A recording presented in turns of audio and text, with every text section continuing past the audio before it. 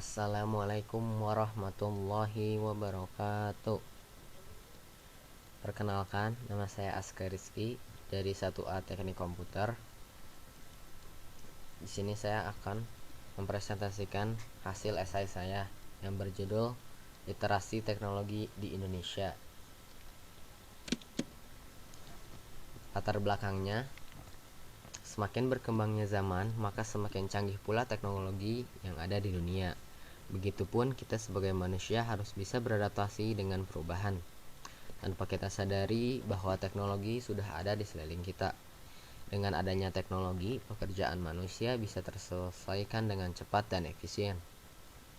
Kita tak bisa menghindarinya, karena mau tidak mau, kita membutuhkan yang namanya teknologi, mulai dari cara kita berkomunikasi, berpindah ke suatu tempat, kegiatan bekerja, bisnis, bahkan dengan kegiatan sehari-hari manusia membutuhkan teknologi sebagai sumber informasi. Di Indonesia sekarang termasuk negara berkembang.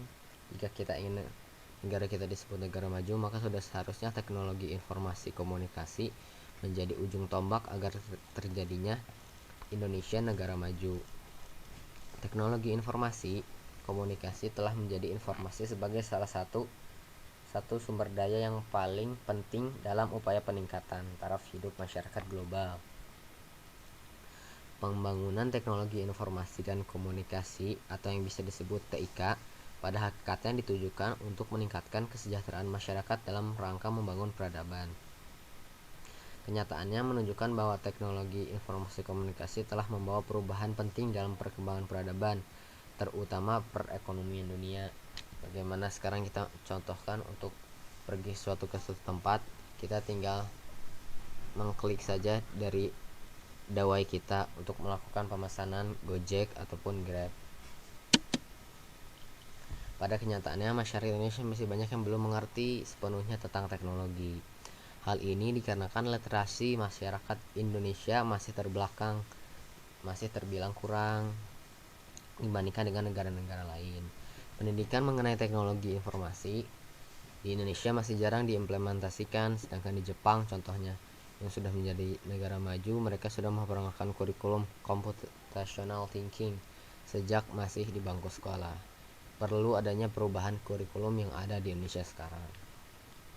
Ketika kita bandingkan dengan tiap generasi, tentunya generasi baby boomers dan X lah yang terbelakang ketika membicarakan teknologi.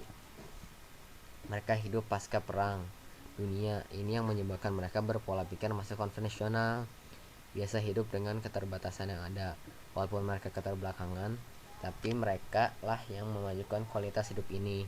Mental hidup mereka lebih kuat dari generasi zaman sekarang, mampu menciptakan atau menemukan cara untuk keluar dari hidup konvensional.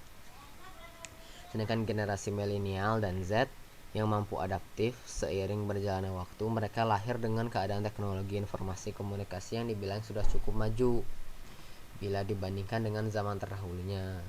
Ketika suatu inovasi teknologi muncul seperti aplikasi komunikasi baru, mereka langsung adaptif untuk menggunakannya, bagaikan mereka langsung mengerti apa yang ada di dalam aplikasi tersebut. Sayangnya mereka hanya mengenal dari sisi luarnya saja, tanpa mengetahui dalam bagaimana algoritma itu dibuat atau proses terjadinya computational thinking. Ketika mereka hanya mengerti bagaimana cara menjalankan suatu aplikasi saja, mereka hanya disebut sebagai pengguna, tidak sebagai pembuat. Maksud tujuan saya menulis esai ini bukan bertujuan untuk masyarakat mampu menciptakan program atas satu aplikasi, tetapi untuk merubah problem solving seseorang dengan perkembangan zaman yang ada. Salah satu aspek terpenting di era industri 4.0 ialah problem solving. Problem solving harus terbentuk sejak usia dini, karena dapat memengaruhi pola pikir seseorang. Masalah pasti akan tercipta di dunia ini, tinggal bagaimana kita memecahkan masalah tersebut. Memecahkan masalah tidak semudah membalikkan telapak tangan, maka dengan pola pikir problem solving, masalah akan terpecahkan. Yang membentuknya lah yang susah, harus dengan proses lama atau memiliki otak yang cerdas. Sebenarnya bisa kita dengan bagaimana cara berpikir logika untuk membantu pola pikir problem solving ini. Solusinya, kemampuan komunikasi juga menjadi hal penting berhubungan dengan problem solving. Saat Anda tidak memiliki kemampuan komunikasi yang baik, pastinya dapat berpengaruh pada kemampuan untuk mengambil solusi terhadap suatu permasalahan yang dihadapi. Jika ingin menegaskan kemampuan problem solving, cobalah untuk terlebih dahulu mengembangkan kemampuan komunikasi, baik kita sendiri maupun orang lain. Proses mengidentifikasi masalah akan berjalan dengan lebih mudah. Anda juga mampu menyebarkan ide-ide yang berguna mengatasi masalah yang sedang dihadapi. Itulah mengapa jangan lagi meremehkan kemampuan komunikasi, karena memang sangat dibutuhkan dalam dunia kerja. Apalagi kita hidup di zaman globalisasi, atau bisa disebut zaman modernisasi. Modernisasi sendiri dalam ilmu sosial merujuk pada bentuk transformasi dari keadaan yang kurang maju atau kurang berkembang ke arah yang lebih baik, dengan harapan kehidupan masyarakat akan menjadi lebih baik. Modernisasi mencakup banyak bidang, contohnya pengetahuan dan teknologi TIK. Di zaman modern sekarang, manusia sangat bergantung pada TIK. Hal ini membuat TIK menjadi kebutuhan dasar setiap orang. Dan seorang tua hingga anak-anak, para ahli hingga orang awam pun menggunakan TIK dalam berbagai aspek kehidupannya. Para petani yang bercedilang juga menggunakan TIK untuk meningkatkan hasil panennya. Contohnya adalah penggunaan traktor mesin yang lebih cepat efisien dibandingkan dengan bajak yang ditarik oleh seekor kerbau. Kebutuhan manusia akan teknologi TIK juga didukung dengan perkembangan pengetahuan dan teknologi yang sangat pesat. Perkembangan TIK berkembang secara drastis dan terus berevolusi hingga sekarang dan semakin mendunia. Hal ini dapat dibuktikan dengan banyaknya inovasi penemuan di akhir belakangan ini. Perkembangan teknologi saat ini merupakan dasar untuk mengembangkan kehidupan berbangsa dan bernegara. Kemajuan satu negara didasarkan atas berupa ilmu pengetahuan dan teknologi yang dikuasai oleh negara tersebut. Hal ini sangat beralasan dikarenakan ilmu pengetahuan dan teknologi merupakan dasar dari setiap aspek kehidupan manusia. Bangsa Indonesia merupakan salah satu bangsa yang hidup dalam lingkungan global, maka mau tidak mau juga harus terlibat dalam maju mundurnya penguasaan teknologi dan ilmu pengetahuan, khususnya untuk kepentingan bangsa sendiri. Sebagai negara yang masih berkembang, Indonesia dianggap belum terlalu maju dalam penguasaan dan perkembangan ilmu pengetahuan dan teknologi. Sudah seharusnya masyarakat Indonesia berbenah diri mengenai masalah ini.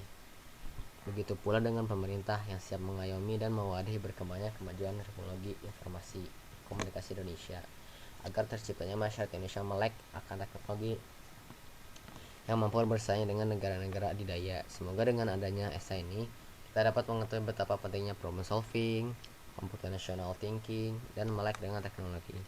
Jika hal ini terjadi, pasti semua akan menjadi negara penguasa yang dibantu dengan bonus demografinya. Negara yang tidak bersandar pada negara lain, lingkungan masyarakatnya pun sudah maju dibandingkan dengan terdahulunya. Dengan literasi semuanya akan menuju lebih baik sebenarnya. Tidak melulu dengan tentang teknologi, tapi finansial pun penting. Hidup bersampingan dengan teknologi akan membawa perbedaan menuju lebih baik lagi. Sekian dan terima kasih. Mohon maaf apabila ada kekurangan dari presentasi saya. Assalamualaikum warahmatullahi wabarakatuh.